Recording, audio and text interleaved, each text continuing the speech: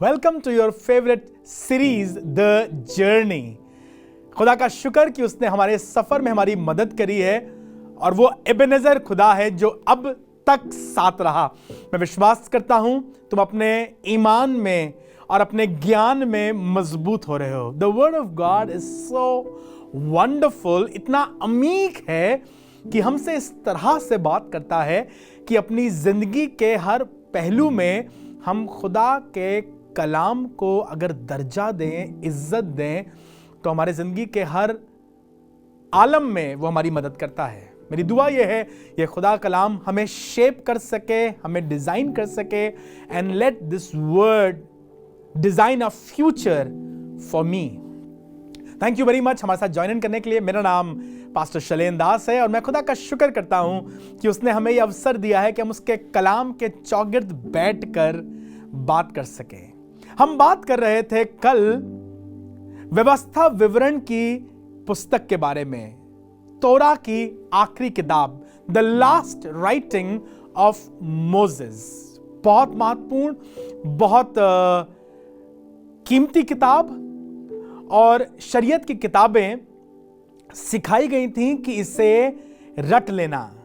याद है आपसे, व्यवस्था की ये पुस्तक यहोशू से कहा गया था तेरे चित्त से कभी ना उतरने पाए। मेरी बाइबल में मेरे पापा ने ये आयत लिख के मुझे दी थी when I was just a lad, और मैंने कोशिश करी है कि खुदा के कलाम की इस बात को जो मेरे बाप ने मुझे सिखाई थी अपनी ज़िंदगी में पूरा करूं। और मेरी ये दुआ है ना सिर्फ मैं पर मेरे वंश और मेरे ख़ानदान में व्यवस्था की ये पुस्तक हमारे चित्त से कभी ना उतरने पाए। बात करेंगे व्यवस्था की इस पुस्तक के आखिरी हिस्सों की। व्यवस्था विवरण जवानों के लिए लिखी गई किताब थी। This younger generation that is now about to enter the promised land. और मूसा अपने बुढ़ापे में इस खास किताब को, जो उसने परमेश्वर का दर्शन पाया, परमेश्वर से सुना, परमेश्वर को देखा, और जो उसका अनुभव रहा है जीवन के बारे में, जिंदगी के बारे में, उसे मिला करके से कंपाइल करता है और कहता है जवानों से मैं चाहता हूं तुम सीखो और इससे अपने बाल बच्चों को भी सिखाना। व्यवस्था विवरण की इस किताब में आखिरी अध्यायों में मूसा अपने अनुभव को गीतों में बयान करता है। मूसा ने एक बहुत महत्वपूर्ण गीत लिखा और बरसों बरस ये गीत हमारी कलीसियाओं को आशीष दे रहा है। घोंसले को बार बार तोड़कर उसने चाहा कि सीखे हम उड़ना, उससे परों पर उठाया उका। He has felt the grace and the favor of God।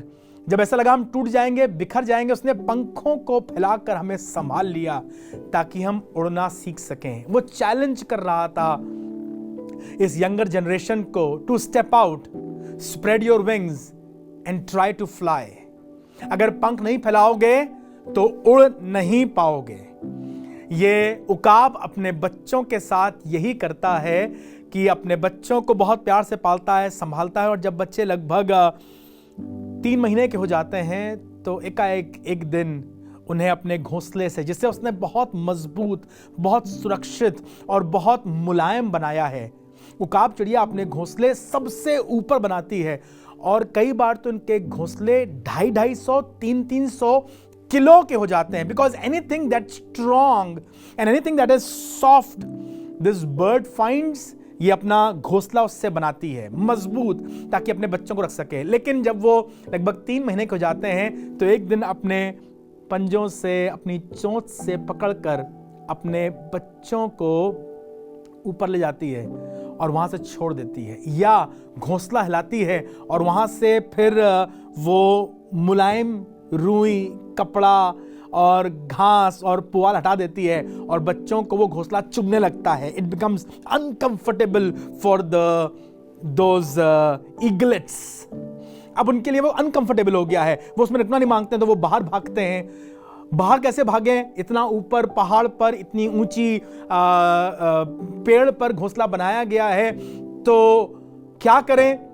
गिर जाते हैं। और जब गिरने लगते हैं ऊपर से तो उनको लगता है हमारे पापा बड़े खराब हैं, हमारी मम्मी बड़ी खराब है, और ये नीचे गिरते आ रहे हैं। जब गिर रहे हैं तो कोशिश करते हैं पंख फड़फड़ाने की, बच जाएं। जैसे एक डूबता आदमी जिसे तैरना नहीं आता है, कोशिश करता है हाथ पांव मारने की कि शायद तैरने लगे। बिल्कुल वैसे ही आज ये उकाब का बच्चा कोशिश करता है हाथ पांव मारने की, लेकिन उसे उड़ना नहीं आता है, पर उसके पंख भी कमजोर हैं, पर वो हाथ पांव चला रहा है, पंख फैला रहा है, जोर जोर से फड़फड़ा रहा है। उकाब पक्षी उसके ऊपर मंडराता रहता है। बच्चा नीचे गिर रहा है, उसके दिल में ख्याल आ रहा है, पापा बड़े खराब हैं, मम्मी मुझे मार डालेंगी, मेरी दुश्मन है, देखो उनके पापा कितने अच्छे हैं, इनके पापा कितने अच्छे हैं, पर हमारे खिलाफ हैं। पर मंडराते जैसे ही बच्चा अब जमीन पे गिरने वाला होता है, वो आता है और अपने पंखों पर उनको उठाकर ऊपर ले जाता है। मूसा ने अनुभव किया खुदा के इस करम का कि उसके खुदा ने उसे कैसे बार बार उठाया है। मेरे जवान दोस्त, बेटा, भाई, तुम्हें लगता है तुम्हारे मम्मी पापा खराब हैं, तुम्हारे खिलाफ हैं, तुम्हें जबरदस्ती उठा रहे हैं, तुम्हें भेज रहे हैं, तुमसे करवा रहे हैं, वो सिर्फ ये चाह रहे हैं तुम उड़ना सीख सको, अपने पैरों पर खड़े होना सीख सको, सही फैसले लेना सीख सको, जब तुम कमाओ तो कैसे खर्च करो ये सीख सको। They are trying to train you. क्या होता है इन द प्रोसेस, 2 बार, 3 बार, 4 बार, शायद 5वीं बार जब उकाब अपने बच्चे को घोंसले से गिराता है, बच्चा नीचे गिरता है, उसके दिमाग में वही ख्याल आता है, पापा मेरे दुश्मन है, मम्मी मेरी बड़ी खराब है, बहुत खराब लोग हैं, मुझे मार डालेंगे, पता नहीं इनको क्या हो गया, पगला गए, मेरे खिलाफ हो गए, मेरे दुश्मन हो गए, मैं घर छोड़ चला जाऊंगा। पर जब वो कोशिश करता है अपने पंख फड़फड़ाते हुए, अचानक से पापा मंडरा रहे हैं ऊपर, नीचे वो गिर रहा है, पर अचानक से उसके बाजुओं में इन 4-5 दिनों में इतनी ताकत आ गई कि अब की जब उसने पंख फैलाए और फड़फड़ाए, पता नहीं कैसे ये उड़ने लगा। Oh, this eaglet is now an eagle and it can fly. आज मूसा भी यही चाह रहा है कि इजरायली अपने पंखों को फैला करके उड़ना शुरू कर सकें, और खुदा भी तुम्हारे लिए चाह रहा है, मेरे भाई, मेरी बहन, खुदा के खादिम, तुम अपने पंखों को फैलाओ और उड़ना सीख सको। Feel the breeze underneath your wing and your God is wanting to take you to heights that you have never ever imagined or even dreamt of. व्यवस्था विवरण की किताब मूसा का सारांश या उसके जीवन का निचोड़ है। जैसे दाऊद आखिर के समय में अपने बेटे को सिखा रहा था, जैसे यीशु मसीह ने आखिरी शब्दों में कुछ महत्वपूर्ण बातें कही, जैसे हर एक बाप, हर एक बुजुर्ग जब अपने डेथ बेड पर आने वाला होता है या होता है, कुछ महत्वपूर्ण बातें अपने बच्चों से करता है, बिल्कुल वैसे ही मूसा ने कुछ महत्वपूर्ण बातें अपने बच्चों से कही। और फिर 34वां अध्याय, आखिरी अध्याय शुरू होता है व्यवस्था विवरण का। God in his love and mercy calls Moses up to Mount Nebo. सब इजरायली अब बिल्कुल कनान के पास पहुंचने वाले हैं। शायद 4 दिन, 6 दिन में, 8 दिन में शायद वो कनान में प्रवेश कर जाएंगे, पर नबो पहाड़ पर लाकर परमेश्वर इन्हें रोक देता है और मूसा से कहता है, मूसा तुम ऊपर पहाड़ पर आओ, मैं तुमसे बात करना चाहता हूं। और मूसा जब ऊपर पहाड़ पर जाता है, खुदा बाप मूसा को दिखाता है, देखो मूसा, वो देश है कनान, देखो वहां के लोग, देखो वहां की हरियाली। And Moses on Mount Nebo sees what God has promised to him 40 years ago। जो उसने अब्राहम से प्रतिज्ञा करी थी ना, मैं तेरे वंश को एक ऐसे देश में लेके जाऊंगा जहां दूध और शहद की धाराएं बहती हैं। जिन सपने को लेकर के 40 साल से मूसा चल रहा था, आज नबो पहाड़ पर देख रहा है और उसकी आंख से आंसू बह रहे हैं। वायदों का पूरा करने वाला खुदा मूसा के साथ खड़ा था। I don't know what feeling did Moses had at that time, but it was mind blowing। पर खुदा ने मूसा से कहा, क्योंकि तूने मरीबा पर मुझे पवित्र नहीं ठहराया, और तूने उस चट्टान पर लाठी मार दी। रिमेंबर, खुदा ने कहा था इजरायलियों के सामने जब वो कुड़कुड़ा रहे थे, बुड़बुड़ा रहे थे और पानी के लिए लड़ रहे थे, मूसा से कहा था सेकंड टाइम में तू उस पहाड़ पर जाना और उससे बातें करना।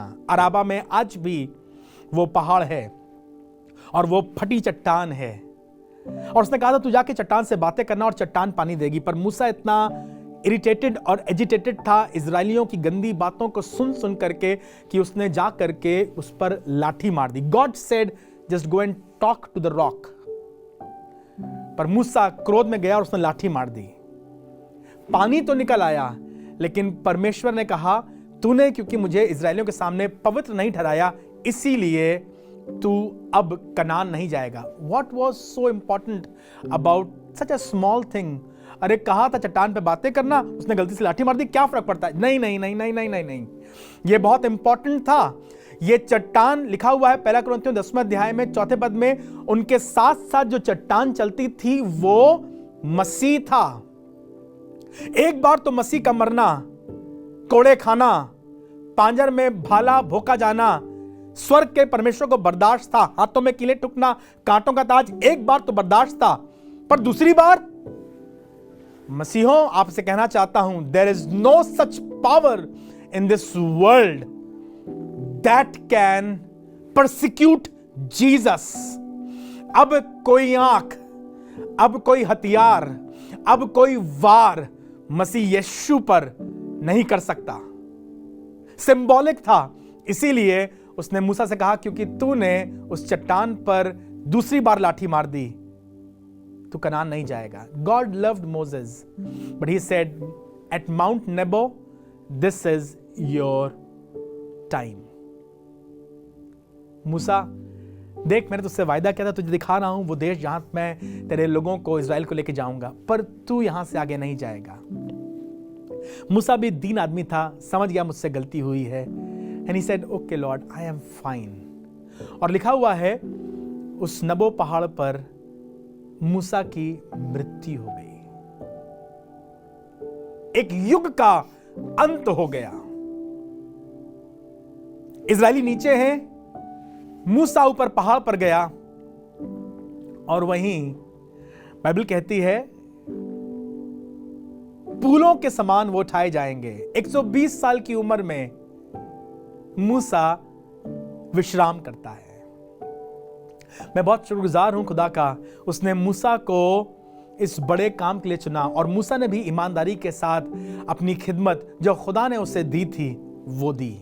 हम में से हर एक को खुदाबंद ने अपने जीवन में एक जिम्मेदारी सौंपी है, and we need to fulfil the responsibility that God has given to you. सारी दुनिया की जिम्मेदारी आपके पास नहीं है। इन इजराइलियों को कनान लेके जाना मेरी जिम्मेदारी है, नहीं, यह खुदा की जिम्मेदारी है। आपका काम तब तक है जब तक खुदा ने आपको इस फर्द पर रखा है।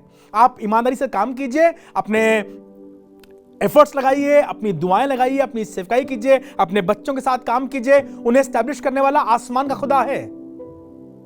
हम कई बार अपने ऊपर बहुत ज्यादा बर्डन ले लेते हैं, हमें करना, हमें दिखाना, हमें बताना है। नहीं, लिखा हुआ है, और दाऊद अपने युग के लोगों की सेवा करके अपने पितरों में जा मिला। God has ordained a time period for David. He served his generation and slept with his forefathers. प्रेरितों काम 15वें अध्याय में बताया गया है। वैसे ही मूसा ने भी अपने युग की सेवकाई करी, इजराइलियों की सेवकाई करी, और फिर सो गया। This is the only funeral that God performed himself. Bible कहती है, व्यवस्था विवरण उसके 34वें अध्याय के 5वें पद में यूं लिखा हुआ है, और परमेश्वर ने मूसा को जब उस पहाड़ पर बुला लिया, तब यहोवा के कहने के अनुसार उसका दास मूसा वहीं मोआब के देश में मर गया। और उसने मोआब के देश में एक तराई में उसे मट्टी दी, और आज के दिन तक कोई नहीं जानता कि मूसा की कब्र कहां है।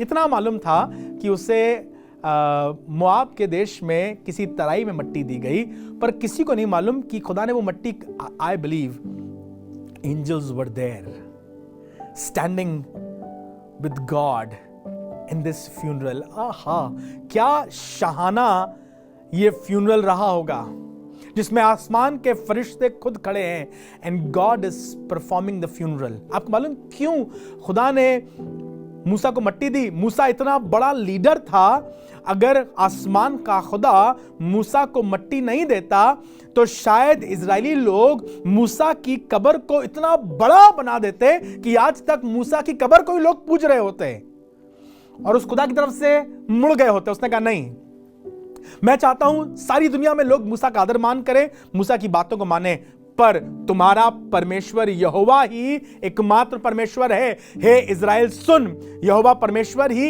एक परमेश्वर है, वो अपनी महिमा को किसी के साथ नहीं बांटेगा. मूसा मेरा चुना हुआ खादिम था, उसने खिदमत करी है and I love him dearly.